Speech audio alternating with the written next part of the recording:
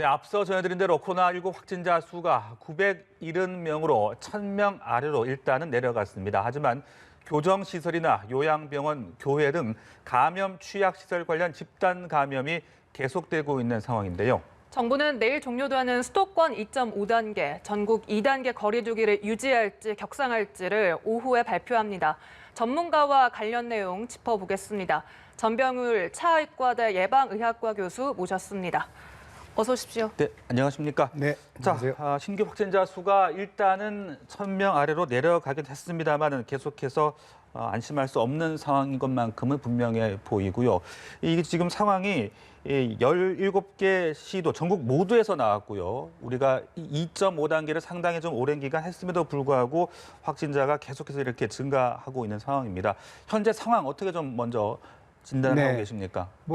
지금 제일 이 확산의 주요 원인으로 본다면은 계절적인 요인을 꼽을 수가 있겠습니다. 아무래도 겨울철 호흡기 바이러스의 이 감염력이 훨씬 더 커지는 특징이 있고요. 또 우리가 대부분의 활동을 전부 실내에서 활동하고 있습니다.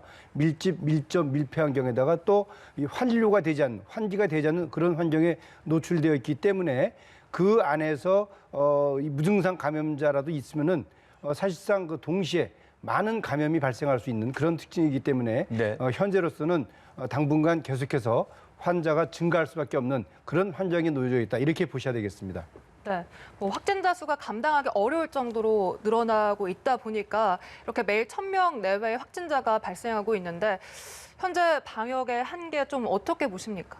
네, 아무래도 이 방역 당국의 입장에서는 그 사망률, 그리고 소위 말하는 치명률을 낮추는 것이 이제 제일 중요한 그런 부분으로 보이고 있어요. 또 실제로 이제 많은 환자들의 그 이 연령층, 또 위중증 환자가 계속해서 늘어나고 있는 그런 상황에서 사실상 그 이 방역 당국이 생각하는 의료 이 인력, 또 이 병상 확보 상당히 그 한계점에 도달했다. 또 뿐만 아니라 그 일반 병원에서 다른 중환자들이 어떻게 보면은 정상적으로 진료를 받아야 되는데 이 코로나 환자가 계속 많아지게 되면서 이들 그 일반 중증 환자들에 대한 진료가 소홀해짐으로써 또 이들 환자들도 역시 사망할 수 있는 그런 가능성이 대단히 높아지기 때문에 의료 이 공급망에서 많은 어려운 그런 상황에 처해져 있다 이렇게 보셔야 되겠습니다. 네.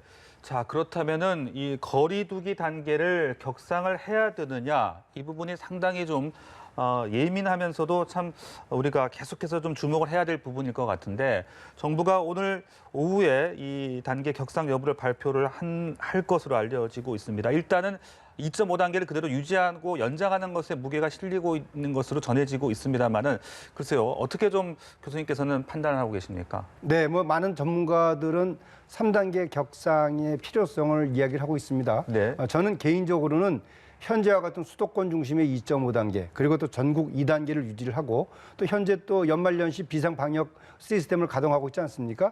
이런 상황을 지켜보면서 향후 이 확진자의 이 발생 그 상황을 면밀히 지켜본 이후에 그 추후에 네. 3단계 격상에 대한 논의를 해도 충분하다. 왜냐하면 사실 3단계를 격상한다고 했을 때 그 효과를 보는 것은 최대 잠복기 2주가 지난 그 시점에서 효과를 볼 수가 있겠고요.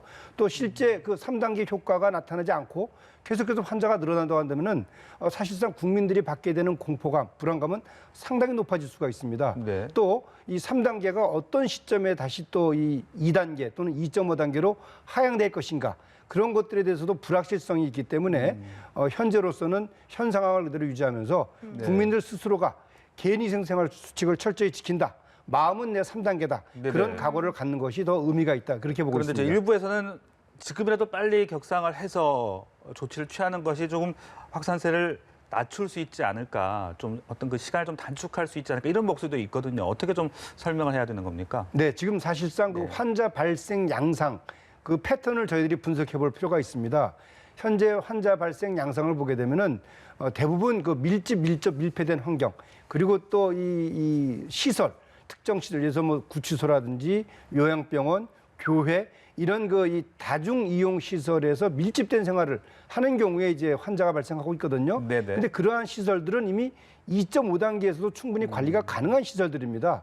근데 그런 조치들을 제대로 지키고 있지 않기 때문에 지금 이렇게 환자가 발생하는 것이지 이것이 3단계가 된다고 그래서 지금처럼 이런 조치를 제대로 지키지 않는다면은 계속해서 환자가 늘어나는 것은 어쩔 수가 없는 거죠. 네네. 따라서 어떠한 단계에 처해져 있다 하더라도 기본적으로 정부가 요구하는 수칙을 제대로 지키는 것이 무엇보다 중요하다. 저는 그렇게 생각을 하고 현재 있습니다. 2.5단계에서도 만큼이라도 철저하게 지키는 것이 무엇보다 중요하다. 네, 네, 이렇게 그렇습니다. 정리를 할 수 있을 것 같고요. 네. 네. 이 전국적으로 감염 양상을 더 자세하게 좀 짚어보면 서울에서는 동부구치소, 요양병원을 중심으로 확진자가 속출을 했고 대전과 청주, 광주에선 교회에서 확산세가 이어지고 있습니다. 제주에선 사우나, 라이브 카페를 고리로 확산세가 이어지고 있거든요. 이렇게 일상과 밀접한 공간에서도 감염자가 나오고 있는 만큼 좀 어떤 식으로 대응해야 된다 보시는지요? 네, 일단 방역 당국의 입장에서는 우리가 특별히 이제 환자가 많이 발생한 그런 시설 장소들에 대해서 보다 집중적으로 관리를 할 필요가 있겠고요. 또 이러한 시설들의 그 운영을 책임지는 관리자들은 사실상 그 해당 그 장소나 시설이 충분히 많은 환자가 발생할 수 있을 거라는 그런 가능성을 염두에 두고 그 시설을 이용하는 사람, 또 그 시설에 찾아오는 모든 사람들에 대해서 철저한 개인위생 수칙을 지키는 것을 당부를 해야 되고, 또 거기에서 발생할 수 있는 모든 가능성을 열어놓고 이 방문자들에 대해서 건강 관리에 최선의 역점을 둬야 된다, 그렇게 생각을 합니다. 네. 자, 그리고 또 오늘 새로 들어온 소식 중에 좀 눈에 띄는 게 시내버스 운행 기사가 코로나19 확진 판정을 받았습니다. 그렇다면은 이 버스를 이용한 승객들도 좀 다 이거 검사를 받아야 되는 건지, 이렇게 버스 기사가 확진 판정을 받다 보니까 또 대중교통 이용하시는 분들이 또 좀 걱정이 있을 것 같거든요. 어떻게 저희가 좀 판단을 해야 되는 겁니까? 네, 사실 이제 코로나19의 그 환자 발생은 우리가 그동안 한 11개월 정도를 통해서 어떤 종의 환자가 발생하는지 학습 효과를 우리가 충분히 이제 갖고 있습니다. 네. 대중교통 시설을 이용했던 경우를 보더라도 마스크를 착용한 경우, 그런 경우에는 그 차량에 탑승했던 다른 많은 사람들에서 환자가 발생하고 있지 않다라는 것도 우리가 알고 있죠.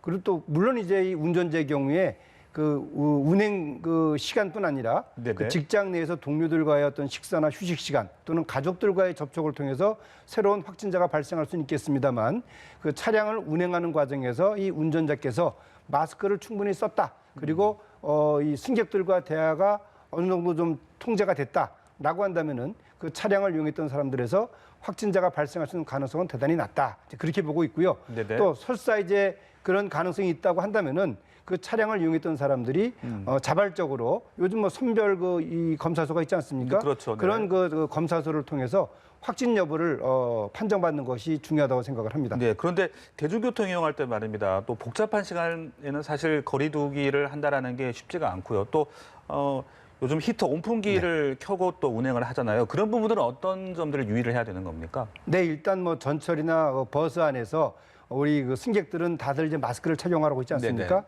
그리고 또 비말이 뿜어질 만한 행동이 자제가 되고 있는 그런 상황이기 때문에 어떻게 보면은 혹시라도 감염자가 있다 하더라도 마스크를 착용한다면은 그 비말이 외부로 뿜어질 수 있는 가능성은 대단히 낮습니다. 네네. 물론 이제 그 온풍기 등을 통해서 네. 만약에 공기가 흐른다 한다면은 그 비말이 이동을 해서 혹시라도 있을지 모를 그 마스크를 그 잠깐 벗는 그런 순간에 감염될 수 있기 때문에 가능하면은 이 차량을 그 운행하는 운전자분께서는 이 온풍기의 운행을 좀 중단을 하고 수시로 또 차량 내 그 환기를 할 수 네네. 있도록 하는 노력을 좀 기울여야 되겠습니다. 역시 마스크 착용을 아무리 강조해도 지나치지 않을 것 같습니다. 네, 그렇습니다. 네네. 네. 그리고 또 한 사례를 살펴보면 이틀간 2차례 음성 판정을 받은 후에 이틀 후 3차 검사에서 양성 확진 판정을 받은 사례가 나왔습니다. 그렇다면 앞선 2차례 검사는 위음성, 그러니까 가짜 음성 결과였다고 보면 됩니까? 어떻게 좀 보십니까? 네, 사실 이제 이분께서 검사를 받은 이 방법이 어떤 방법인지를 일단 확인해 볼 필요가 있습니다. 그 유전자 증폭 검사를 통해서 검사를 받았다고 한다면은 쉽게 말해서 이제 검체 안에 바이러스 양이 충분치 않았다. 그렇다 보면 이제 유전자 증폭을 통해서도 그것이 이제 충분히 증폭이 되지 않아서 음성이 나올 가능성이 대단히 높습니다. 그런데 이제 세 번째 검사를 받을 시점에는 이분이 증상이 발생한 그런 시점이었어요. 네. 그렇다면 충분히 검체의 그 바이러스 양이 상당히 많이 이제 농축이 돼 있기 때문에 그 이 세 번째 검사에서는 양성이 나왔을 가능성이 높다고 보고 있고요. 만약에 이제 위험성에 대한 부분이 논란이 될 수가 있다고 한다면은 네. 그 검사 방법이 소위 말하는 신속 항원 검사법인지 아니면 뭐 타액 그 PCR 검사법인지 그런 부분들에 따라서 이제 그 특이도의 차이가 있을 수 있기 때문에 위험성에 대한 부분은 이제 거기서 이제 결정이 될 수가 있을 것으로 생각을 합니다. 네. 그럼 만약 검사에서 음성 결과를 확인했다 해도 안심할 수가 없는 겁니까? 일단 본인이 그런 그 환경에 노출돼 있었는지 또 실제 같은 공간에서 활동했던 사람들 중에서 확진자가 있었다고 한다면은 본인의 여러 가지 그 증상 발생 여부를 가지고 다시 말하면 이제 보건의료기관에서 추후 검사를 또 받아보는 것은 대단히 중요합니다. 그리고 또 물론 음성이 나왔다 하더라도 본인 스스로가 그런 확진자와의 접촉 사실이 있다고 하는 것을 안 이상은 충분히 개인위생 수칙을 철저히 지키는 것이 더 중요하다고 생각을 합니다. 네. 자, 그리고 또 좀 유의해서 봐야 될 것 같은 그 내용이 지금 40, 50대 분들이 가족들에게 전파하는 사례가 늘고 있다는 겁니다. 그러니까 사회활동이 가장 많은 부모들이 가족들에게 전파했다 이렇게 볼 수 있을 것 같은데 이렇다 보니까 집 내에서도 가족들끼리도 지금 거리두기를 해야 되는 게 아니냐, 마스크를 써야 되는 게 아니냐 이런 목소리가 나오고 있어요. 근데 사실상 집 안에서 그렇게 하기가 쉽지는 않거든요. 어떻게 좀 해야 되겠습니까? 네, 뭐 사실 우리가 네. 지금 이 코로나19를 극복하는 그 가장 중요한 방법은 마스크 착용, 손 씻기, 거리두기 뭐 이런 것도 아니겠습니까? 네네. 근데 이제 이 가정 내에서의 이 사실상 그 이 감염 여부를 본인도 모르고 아무도 모르는 상황에서 혹시라도 있을지 모를 그런 감염 가능성을 차단하기 위해서 네. 마스크를 착용하고 이런 것들을 하기에는 사실상 쉽지는 않습니다. 네네. 따라서 이제 가족 개개인이 자기의 외부 활동을 하면서 그런 그 불특정 다수와의 노출이라든지 만남이라든지 그런 것들이 최소화될 수 있도록 노력을 하는 것이 중요하고요. 혹시라도 이상 증상이 있을 때는 신속하게 보건기관에서 검사를 받는 것이 중요하다고 할 수 있겠습니다. 그리고 이제 물론 이제 여건이 허락한다고 한다면은 가정 내에서도 예를 들어서 뭐 좀 이상 증상이 있는 경우에는 마스크를 착용을 하고 네네. 그리고 또 이 본인 스스로가 그런 이상 증상에 대해서 쉽게 그 의료기관에 찾아가서 검사를 받을 수 있는 노력을 하는 것이 의미가 있다고 생각을 합니다. 가족들끼리 같이 식사를 하는 것도 조금 조심해야 될 필요가 있겠군요.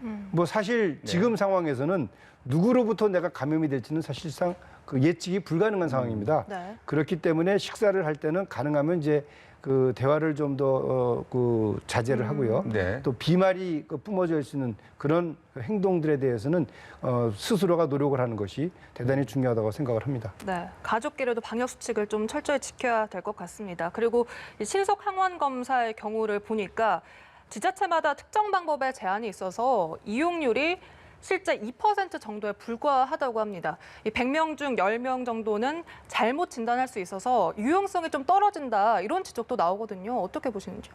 일단 현재 우리가 이 유전자 증폭 검사를 충분히 할 수 있는 거는 환경이냐 아니면은 의료 인력이나 또는 그런 검사법에 대한 그 이 시약을 공급하는 것에 한계가 있어서 신속 항원 진단 검사법을 도입할 필요가 있느냐 이제 그런 부분들에 대한 논의를 좀 할 필요가 있겠고요.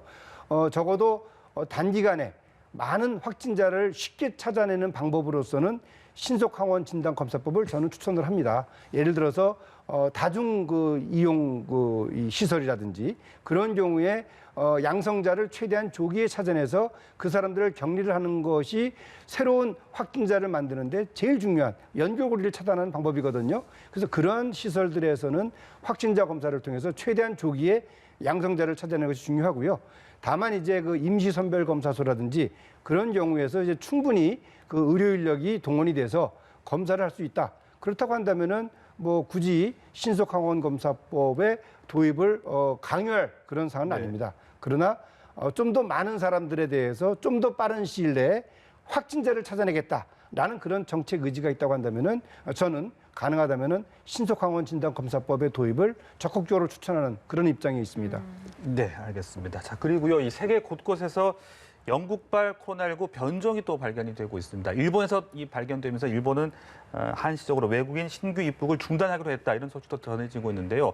그 영국발 변종 바이러스가 더 위험한 건지 뭐 어떤 것들을 우리가 좀 유의를 해야 되는 겁니까? 네, 일단 뭐 영국발 이 변종 바이러스 네. 쉽게 말해서 이제 변종과 변이는 차이가 있습니다. 이제 변종은 영어로 뮤테이션이고 변이는 베리언트입니다. 근데 지금 이 경우는 이제 변이 상황입니다. 아주 일부의 아미노산의 변화가 있었다는 거죠. 그리고 또 9월 20일 날 이제 영국의 그 잉글랜드 남쪽 지역에서 최초로 확인이 됐습니다. 그러면 이제 9월 20일부터 벌써 12월이니까 3개월이라는 시간이 지났어요. 많은 인구의 이동이 있었습니다. 그래서 뭐 유럽이라든지 아시아, 중동, 아프리카 이미 많은 국가에서 이 변이 바이러스가 확인이 된 그런 상황이기 때문에 어떻게 보면은 우리도 이 변이 바이러스에 안전하지만은 않다 이렇게 보셔야 되고요. 네. 다만 이 변이 바이러스가 주는 의미는 뭐냐? 첫 번째는 이 감염력이 기존의 이 바이러스에 비해서 약 70% 정도 높아졌다는 얘기입니다. 네. 그리고 또 이 감염력이 높아진 것 때문에 우리가 얘기하는 재생산 지수, 쉽게 말하면 재생산 지수가 1보다 크면은 환자가 늘어나는 것이고 1보다 작아지면 환자가 줄어드는 거 아니겠습니까? 이 재생산 지수의 숫자가 0.4 이상 늘어날 수 있는 그런 가능성을 주고 있다. 그렇기 때문에 이 변이 바이러스는 환자를 아주 많이 만드는데 큰 영향을 준다. 그런데 이 변이 바이러스가 네. 그 치명력이나 그런 부분에는 크게 영향을 주지 않는 것으로 보인다. 이것이 전문가들의 의견이고 또 실제 이 파이자나 모더나의 백신에 대해서는 이 현재 백신이 이 영국발 변이 바이러스에 대해서도 소위 말하는 예방 효과가 충분히 있는 것으로 네. 그렇게 지금 분석이 되고 있고 또 실제 이 1270개의 아미노산 중에서도 9개만이 변이가 있는 것인데 이러한 변이 정도는 적어도 6주 내지 8주 정도에는 쉽게 새로운 백신을 개발하는데 아무런 문제가 없다. 이런 네. 입장을 지금 모더나나 파이자 측이 밝히고 있습니다. 따라서 현재 접종 중인 이 파이자나 모더나 이 백신은 이 변이 바이러스의 면역력을 키우는데 아무런 문제가 없다. 이렇게 보셔야 될 것입니다. 네. 네.